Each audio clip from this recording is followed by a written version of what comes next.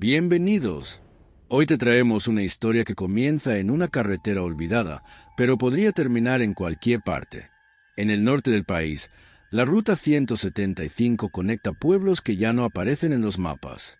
Una noche, un chofer desaparece misteriosamente en el kilómetro 67. Su última señal fue un mensaje confuso, apenas un susurro. No abras. Lo que sigue es una búsqueda desesperada, una hermana decidida a llegar hasta el final, y la aparición constante de un camión blanco sin placas, un vehículo que no parece tener conductor, pero sí una voluntad propia. Este relato mezcla el terror sobrenatural con el suspenso psicológico y nos lleva a lugares donde las reglas del tiempo, del espacio de la vida ya no se aplican. Si te gustan las historias oscuras, los misterios sin resolver y los ecos que llegan desde la noche más profunda, quédate con nosotros. Dale like, suscríbete y activa la campanita para no perderte ninguno de nuestros relatos. Esto es la historia del camión blanco del kilómetro 67. La carretera 175, que conecta los pueblos fronterizos del norte, es una franja de asfalto que serpentea entre cerros resecos y campos de maíz abandonados. Los viejos del lugar dicen que esa ruta fue testigo de cosas que no deben nombrarse, pero los jóvenes no creen en cuentos. Hasta que alguien desaparece.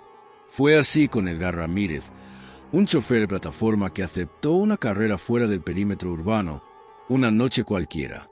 Su última ubicación quedó marcada en la curva del kilómetro 67, donde el señalamiento oxidado apunta a El Rosario, un pueblo que ni en Google Maps aparece completo. La hermana de Edgar, Lucía, no recibió noticias por 3 días. Acostumbrada a su silencio, no se alarmó al principio, pero cuando recibió un audio confuso, de apenas 5 segundos, comenzó a inquietarse. En el mensaje se oía el rugido de un motor viejo, un chirrido metálico y una voz ahogada que apenas murmuraba «no abras». Después, estática. El mensaje fue eliminado del servidor como si jamás hubiera existido. Ningún operador de red pudo explicarlo. Solo quedó guardado en su teléfono como una herida digital. Lucía viajó al norte con una copia del expediente policial que no avanzaba. Adulto desaparecido. Posible fuga voluntaria. Nadie quería investigar más allá, pero ella no estaba convencida. Habló con habitantes de la zona, camioneros, mujeres que vendían tacos en puestos improvisados cerca de la carretera. Algunos bajaban la mirada cuando ella preguntaba por el kilómetro 67. Otros murmuraban que ahí, a veces, se escuchaban cadenas arrastrarse sobre el pavimento, aunque no pasara ningún vehículo. Una madrugada, decidió hacer el mismo recorrido que hizo su hermano. Usó su perfil de chofer y aceptó una carrera falsa que ella misma programó desde otro celular. Subió al auto alquilado y condujo con el corazón acelerado. Cuando llegó al kilómetro 67, se detuvo. Apagó las luces. El silencio era absoluto. Solo el zumbido lejano de insectos nocturnos. Pero entonces, a las 3:13 de la madrugada, lo vio. Un camión blanco, sin placas, apareció de la nada, sin faros, sin sonido. Se detuvo al otro lado del camino. La puerta trasera estaba entreabierta. Lucía bajó del coche temblando, con el celular grabando en mano.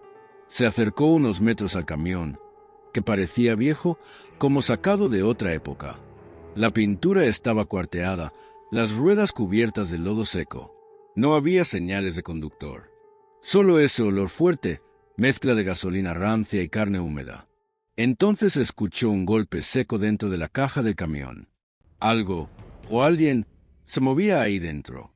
Retrocedió, pero la puerta del camión se abrió por completo con un chirrido agudo, como si la invitaran a entrar. De la oscuridad salió una bocanada de aire frío. Dentro, algo brilló. Un celular, el mismo modelo que usaba su hermano. Se acercó un poco más y entonces lo escuchó. Una voz idéntica a la de Edgar, susurrando su nombre, pidiendo ayuda. Pero sonaba mal, como si hablara a través de agua espesa. La fuerza que la atrajo hacia la caja del camión fue como un sueño o una pesadilla. No recuerda haber subido, pero cuando parpadeó, ya estaba dentro. Y entonces se cerró la puerta. El chirrido final asumió en la oscuridad absoluta. Dentro del camión, el aire era irrespirable. Había fotos pegadas con cinta en las paredes, rostros de personas desaparecidas, cientos, tal vez miles, todos con los ojos tachados con tinta negra. Lucía gritó, golpeó las paredes, pero nadie respondió. Solo el traqueteo del motor iniciándose por sí solo. El camión comenzó a moverse, aunque no había conductor. Ella cayó al suelo, rodando entre objetos desconocidos, sintiendo debajo de sus manos ropa, pelos, incluso dientes sueltos.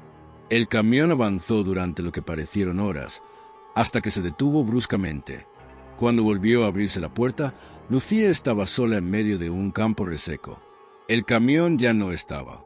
Caminó por horas hasta encontrar una carretera secundaria, donde un viejo le ofreció agua. Cuando le contó lo que vivió, él solo murmuró, «A ti sí te dejó volver». Nadie más la creyó. La policía cerró el caso, pero Lucía nunca volvió a ser la misma. Ya no duerme. A veces, se despierta de madrugada oyendo el mismo chirrido de la puerta del camión, y sabe que algún día volverá por ella. Desde entonces, se ha reportado ese mismo camión en varios estados. Siempre blanco, siempre sin placas, siempre en caminos poco transitados.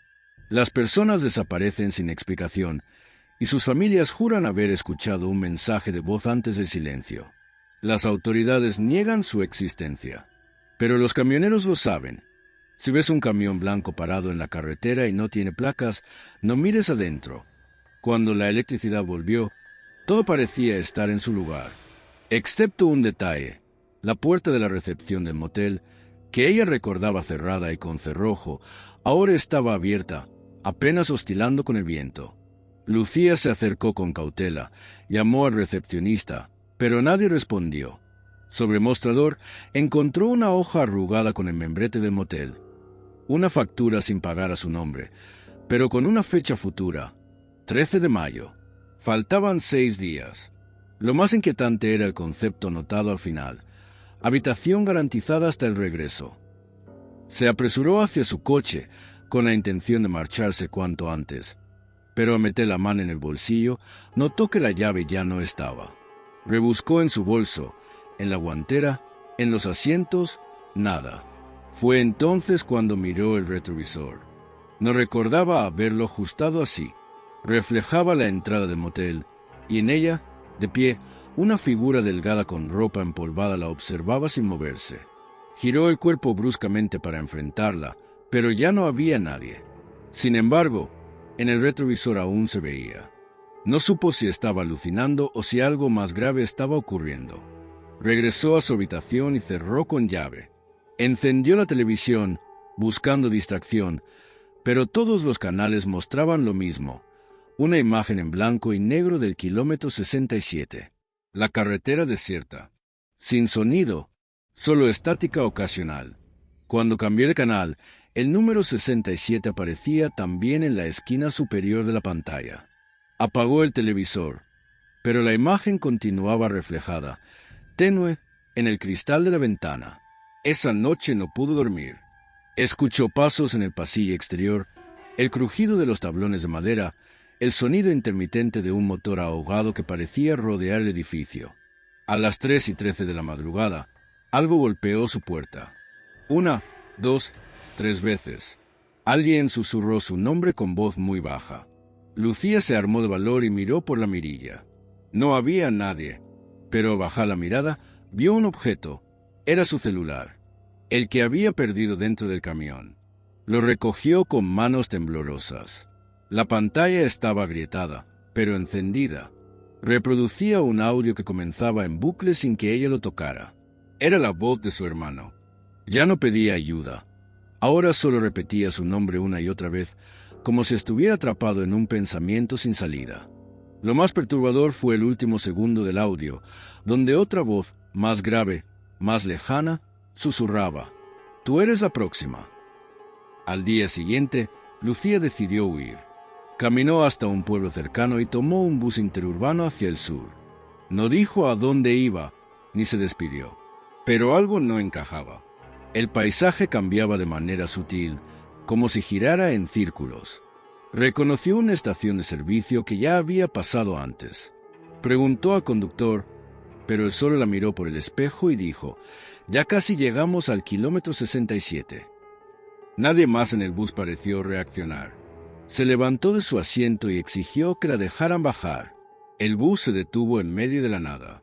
Campo seco, postes inclinados, una señal oxidada que apuntaba el Rosario. Lucía corrió, sin saber hacia dónde. Al llegar a un cruce de caminos, notó que todas las señales apuntaban al mismo sitio. 67. Una y otra vez. Ya no sabía si seguía en el mundo real o en otra dimensión tejida por el camión y sus víctimas. Exhausta, encontró una cabaña abandonada. Entró, buscando refugio, y encendió una lámpara de gas.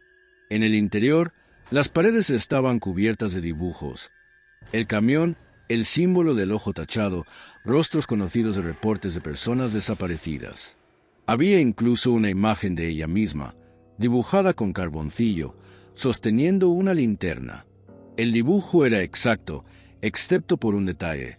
Su sombra en el dibujo tenía cuernos. El miedo se volvió físico. Sentía que el aire era más denso, que los sonidos no viajaban igual. Intentó encender su celular, pero solo mostraba una notificación.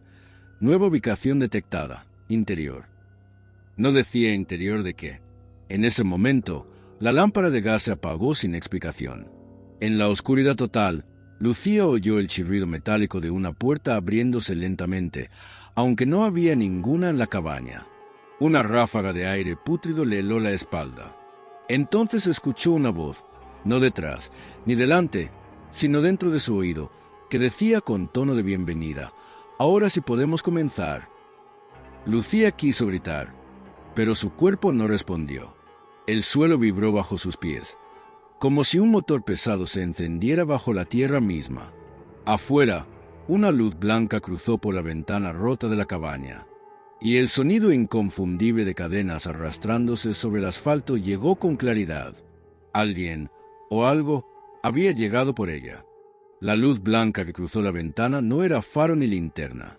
Tenía una cualidad antinatural, como si no iluminara, sino que borrara las sombras a su paso.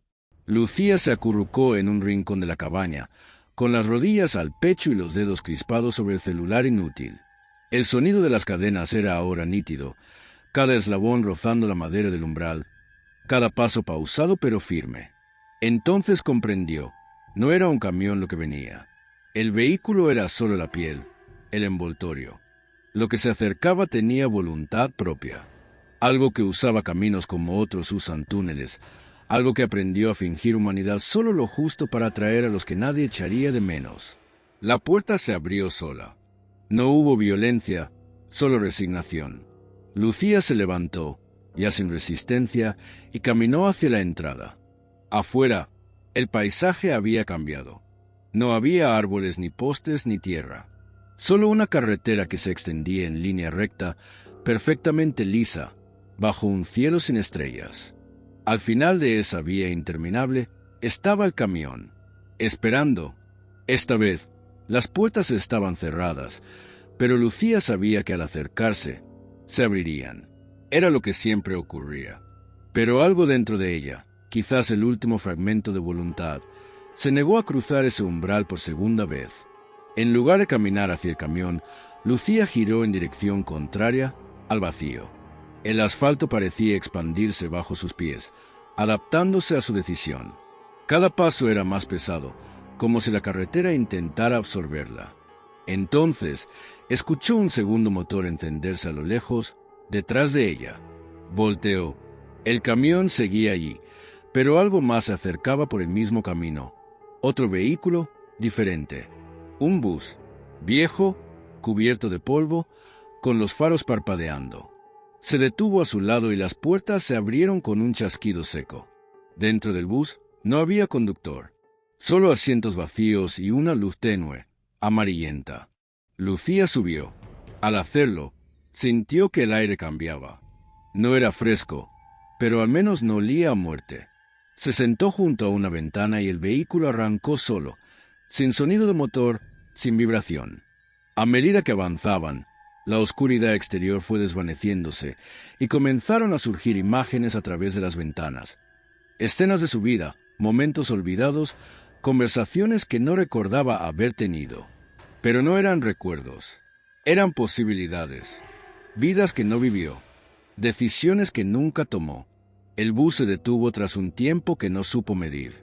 Lucía bajó y se encontró de nuevo en el kilómetro 67. Pero algo era distinto.